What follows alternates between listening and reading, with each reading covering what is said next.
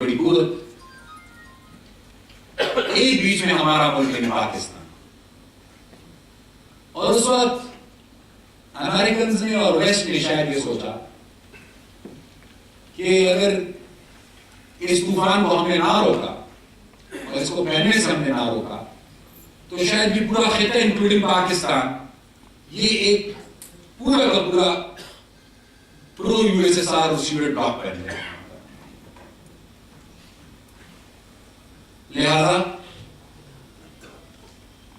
उन्होंने अपने interest show किया, वो लोग आए और ये मैं उनके सामने कह चुका हूं कि आप आज पाकिस्तान को इल्जाम दे रहे हैं कि हम दहशतगर्दों को पाल रहे हैं और हमने दहशतगर्दों को पनाह दी है। ये मैं उनको सामने कह चुका हूं कि मैं सिर्फ आपसे एक सवाल करना चाहता हूं कि ये जो उसामा बिन लादेन है, जो आपकी लड़ाई अलकायदा के साथ है, इन साहब को अफगानिस्तान कौन लेकर आएगा?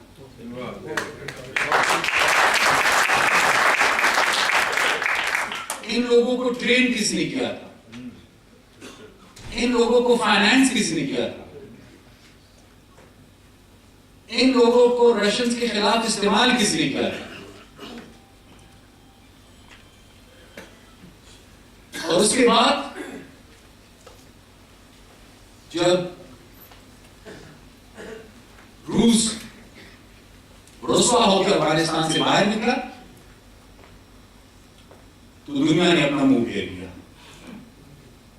वो दुनिया जो स्टिंगर मिसाइल्स के लिए और एंटी टैंक माइंस के लिए लाखों करोड़ डॉलर्स देती थी, वो फिर तैयार नहीं थी कि वो अफगानिस्तान की क्लीन ड्रिंकिंग वाटर और अफगानिस्तान के स्कूल्स को चंद हजार डॉलर दी।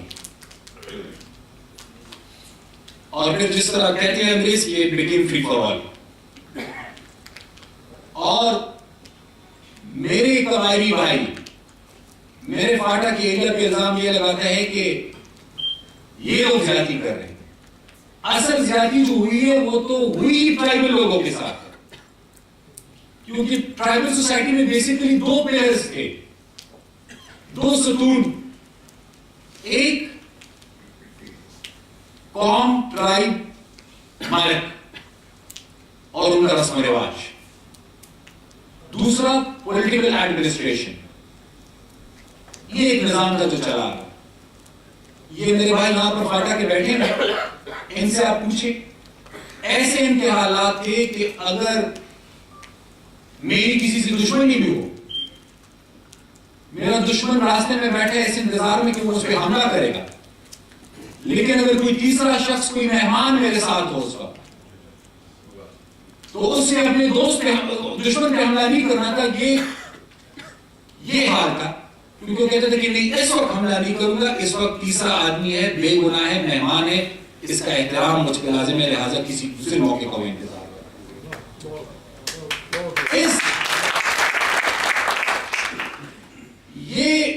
ये जो बाहर के मेहमान हैं, अपने फॉरेन पॉलिसी एडवेंचर्स के जरिए उन्होंने इतने एक्सपेरिमेंट्स वहां पे किए कि वक्त के साथ साथ वो दो पिलर्स बिल्कुल मफलूज हो गए। पॉलिटिकल एडमिनिस्ट्रेशन का पिलर भी मफलूज हो गया और उसके साथ साथ जो ट्राइबल एल्डर्स थे, चुन के ट्राइबल एल्डर्स को मारा गया। शुरुआत वजीरिस्तान से हुई और उसके नतीजे में तीसरी कुव्वत सामने आई, जिसको कुछ लोग मिलिटेंट्स, टेररिस्ट, तालिबान, मुजाहिदीन, जो भी कहें, ये एक तीसरी कुव्वत सामने है। और वो तीसरी कुव्वत इतनी मजबूत हो गई कि फिर किसी की समझ में ये नहीं आया कि हम करें क्या।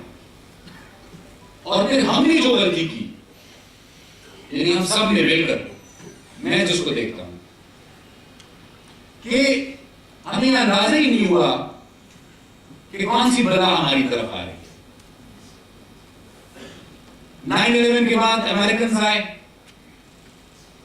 उसके बाद वजीरिस्तान से यह सिलसिला शुरू हुआ, ये सो कॉल्ड तालिबान दोबारा से। और जैसे मैंने कहा कि चुन चुन के वहां पर उन लोगों को मारा गया जिनकी कोई हैसियत थी, जो लोग अमन की बात करते थे, जो लोग प्रोग्रेसिव थे, उनको मारा गया, उनको खत्म किया गया। और आप लाहौर और कराची को तो छोड़े, पेशावर में बैठकर हम लोग तमाशा देख रहे थे जैसे कुछ हो ही नहीं रहा। स्वात में 15 आदमियों से यह सिलसिला हुआ। ये मौलाना फजलुल्लाह साहब जो थे, और उन दिनों में मैं किसी भी क्रिटिसिज्म नहीं करना चाहता था, होना चाहता हूं, लेकिन उन दोनों में डीसीओ को अहकाम किए थे कि आपने जाकर फजलुल्लाह साहब के मदरसे में जुमे की नमाज पढ़ ली है, और उनके जो चंदा जमा होते हैं उनके लिए थोड़ी उसमें आसानी पैदा करें। तो वो सिलसिला जो शुरू हुआ तो स्वाद का क्या बना फिर, और यही 2008 में मैंने लाहौर में कैबिनेट की मीटिंग थी, यही मैंने प्राइम मिनिस्टर साहब को और शहबाज शरीफ साहब को कहा। मैंने कहा कि जी एक गलती हमने की, हम पछता रहे हैं। वजीरिस्तान से जो आग भड़की, हमने समझा कि शायद ये वजीरिस्तान तक महदूद रहेगी, हम बच रहेंगे, उस आग ने हमको घेर लिया। अब अगर आप बैठ रहे हैं ये सोच रहे हैं कि आप इस्लामाबाद में बैठेंगे और कोई लाहौर में बैठेगा और कोई कराची में बैठेगा और अब्बासीन का दर-ए-सिंध इस आग को रोक लेगी, तो अब्बासीन का दर-ए-सिंध इस आग को नहीं रोक सकती। ये आग आपकी तरफ आएगी, ये फैलेगी। इससे पहले कि आप पहले मेहरबानी करके आप सर जोड़ के बैठ जाए और इस मुश्किल का कोई हल ढूंढे, लेकिन वो आग फिर भी फैली। आज कराची में खुदकश हमले हो रहे हैं कि नहीं हो रहे, लाहौर में हो रहे हैं कि नहीं हो रहे, इस्लामाबाद में हो रहे हैं कि नहीं हो रहे। लेकिन एक जो कम से कम अच्छी बात है हम सब के लिए, जिन जज्बात का अभी आपने इज़हार किया है, और यही एक तब्दीली है जो पिछले 2 साल में मैं महसूस कर रहा हूं। कि इससे पहले वो क्या रहा था कि दहशतगर्द दिन ब दिन मजबूत हो रहे थे, वो फैलते जा रहे थे, और हम ये सिविल सोसाइटी, गवर्नमेंट, ये माशरा एज अ होल, हम रिएक्टिव थे, प्रोएक्टिव नहीं थे। और इनफैक्ट हम सब सर्वाइव करने की कोशिश कर रहे हैं। पिछले 2 सालों में जो तब्दीली आई है, जिसको मैं देखता हूं कम से कम वहां बैठकर, वो कम से कम यह है कि एक, अब मिलिटेंट्स प्रोएक्टिव नहीं है, रिएक्टिव हो गए। अब मिलिटेंट्स सर्वाइव करने की कोशिश कर रहे हैं, और दहशतगर्दों के खिलाफ और दहशतगर्दी के खिलाफ जो कार्रवाई है, जो जदोजहद है, उसको अब ओनरशिप हासिल है पाकिस्तानी कौम।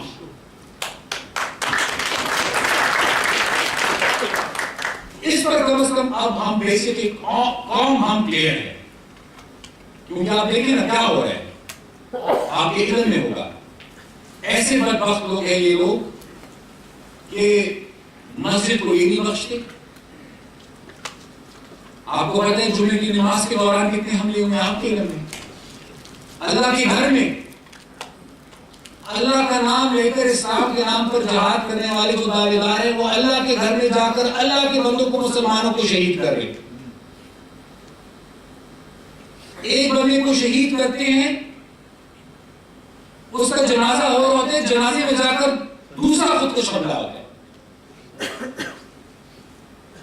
लोगों के बच्चों को माँ बाप के सामने ज़िबा करना, ये कहां का इस्लाम है, ये कहां की इंसानियत है। और ये भी नहीं कि ये सिर्फ हमारा प्रॉब्लम है और हम में से ये लोग हैं। मैं बड़ा ओपनली आपसे शेयर करता हूं कि इस वक्त हमारे खित्ते में एक अनडिक्लेयर्ड 3rd वर्ल्ड वॉर जारी है। ये कोई ऐसा भी मसला नहीं है कि ये सिर्फ महदूद है खैबर पुख्तूनख्वा तक या फाटा। हमारा मसला है, फाटा का मसला है, अफगानिस्तान जो हमारा घर है, अफगानिस्तान का मसला है। और इन्वॉल्वमेंट देखे तो किन किन फोर्सेस की हैं। अमेरिकन वहां पे बैठे हुए, वेस्टर्न कंट्रीज की फोर्सेस वहां पे मौजूद है, हॉस्टाइल एजेंसीज की वहां पर इन्वॉल्वमेंट है। और पाकिस्तान की जो इस वक्त मौजूदा सूरत हाल है, जो पाकिस्तान को डिस्टेबलाइज किया जा रहा है, उसमें सबसे ज्यादा इन्वॉल्वमेंट एक्सटर्नल फोर्सेस की है। अब इन हालात में हमने क्या करना है, हमने मिलकर इन हालात का मुकाबला। और इन हालात का मिलकर हमने मुकाबला कैसे करना है। अब आप कहेंगे कि ओके, आप बताएं हमें सक्सेस स्टोरी है कि नहीं है। तो yes I tell you we have a success story. और कहां पर है? मलकन डिवीजन में है, स्वात में है, जहां पर हुकूमत, फौज और कौम ने मिलकर दहशतगर्दों का मुकाबला किया और हुकूमत और फौज और कौम ने मिलकर दहशतगर्दों का सफाया किया। यही हमें करना है और उसके लिए कीमत हम अदा करेंगे और अदा की है। अली खान साहब पे खुदकश हमला हुआ, हमारे मिनिस्टर्स पे दो तीन दफा कोशिश की गई, फेल्ड अटेम्प्ट्स। 2 एमपी के एमपीएस को शहीद किया गया, सैकड़ों की तादाद में हमारे वर्कर्स को शहीद किया गया। और तो छोड़े अपने आप को ये पुख्तून और मुसलमान कहलाने वाले, आखिर में वली खान बाबा के घर की एक औरत तक जो डॉक्टर है बाय प्रोफेशन, उनका सियासत से भी कोई काम, जाकर उन पर फायरिंग कर दी और उनको कत्ल करने की कोशिश की कि शायद हम पीछे हट जाएं। और हमारे इंफॉर्मेशन मिनिस्टर मीडिया इफ्तिखार साहब के बेटे को जिस बेदर्दी से मारा गया, ये सोचकर कि शायद मियां साहब हिम्मत हार जाएंगे, उनको शायद मालूम नहीं था कि बेटे की शहादत मियां साहब को मजीद और हिम्मत देगी और मियां साहब और हिम्मत के साथ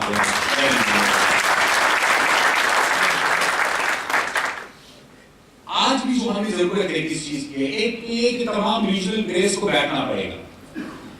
अगर ये मैं और आप सोच रहे हैं कि पुख्तूनख्वा और फाटर में बैठकर ये मसला हल हो जाएगा, नहीं होगा। पुख्तूनख्वा और फाटर पाकिस्तान में तभी अमन होगा और स्टेबिलिटी होगी जब अफगानिस्तान में अमन और स्टेबिलिटी। और ये जो मैंने आपको नाम गिनवाए, इन सबको एक मेज पे बैठना होगा, क्योंकि अगर ये नहीं बैठेंगे और इत्तेमाद का फुकदान होगा तो नुकसान सबका होगा। और जहां तक अफगानिस्तान का मसला है कि अफगानिस्तान में क्या होना चाहिए, अफगानिस्तान में सबसे पहले स्टेबिलिटी आनी चाहिए, उसके बाद अफगानिस्तान में किसको रहना है, किसने जाना है, ये फैसला मैंने नहीं करना, भाई वालों ने नहीं करना, ये फैसला अफगानिस्तान के अपने लोगों ने करना है। उनको इख्तियार देना चाहिए कि वो अपनी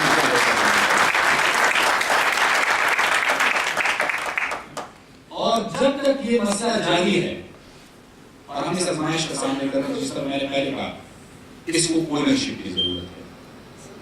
अपने सियासी नजरियात, अपनी सोच एक तरफ करके, ये एक ऐसी चीज है जिसको सियासत से बालातर होना चाहिए। इसमें सियासत की कोई गुंजाइश है नहीं। इसमें तमाम पॉलिटिकल फोर्सेस को एक होकर इन हालात का सामना करना पड़ेगा। इसी में हमारी निजात, वरना खुदा न खास्ता ये जो नासूर है ये पाकिस्तान की बुनियाद को हिला है और ऑलरेडी वो सिलसिला इस वक्त जारी है। लेकिन जिस तरह मैंने पहले कहा कि शुक्र अल्हम्दुलिल्लाह पाकिस्तानी कौम ने बहुत सारी आजमाइशों का सामना किया है, ये भी एक आजमाइश है। और मेरे ख्याल से देर आए दुरुस्त आए, समझ आई देर बाद आई, लेकिन कम से कम आप समझ है, वो इत्तेफाक और वो स्पिरिट और वो ओनरशिप आप है। और मेरे ख्याल से एक कीमत अदा करके वो दिन जरूर आएगा जब इसको कम से कम हम करने में, मेरे ख्याल से अगर इसको हमने कर लिया तो हमें शायद मजीद कोई जरूरत नहीं पड़ेगी। और इसमें कुछ हमारी अपनी भी मजीद गलतियां हैं जो मैं कहूँगा। आप देखिए कि टेररिस्ट ने एक स्पेस को एक्सप्लॉइट किया है इन एरियाज में जिनका मैंने जिक्र किया। हमारी हेल्थ और एजुकेशन फैसिलिटीज का क्या हाल है, पॉवर्टी परसेंटेज हमारा क्या है, एम्प्लॉयमेंट अपॉर्चुनिटीज आपने क्या दी है लोगों को, और सबसे ज्यादा सबसे बढ़ के गवर्नेंस और एडमिनिस्ट्रेशन और जस्टिस का क्या निजाम है। अगर फाटा की मैं बात करूं तो मैं कहता हूं कि सबसे पहले फाटा में एडमिनिस्ट्रेटिव और पॉलिटिकल रिफॉर्म्स की जरूरत है। लेकिन वो पॉलिटिकल एडमिनिस्ट्रेटिव रिफॉर्म्स नहीं जो पेशावर में बैठ के मैं इनके लिए तय करूं या इस्लामाबाद में बैठ कर इनके लिए तय करें, वो पॉलिटिकल एडमिनिस्ट्रेटिव रिफॉर्म्स जिसको ओनरशिप फायदा की लोगों की हासिल हो और इनकी मर्जी पे बता दे।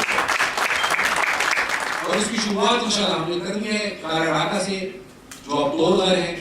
बल्कि ये भी कोइंसिडेंस है कि अब शुक्र अल्हम्दुलिल्लाह खैबर पुख्तूनख्वा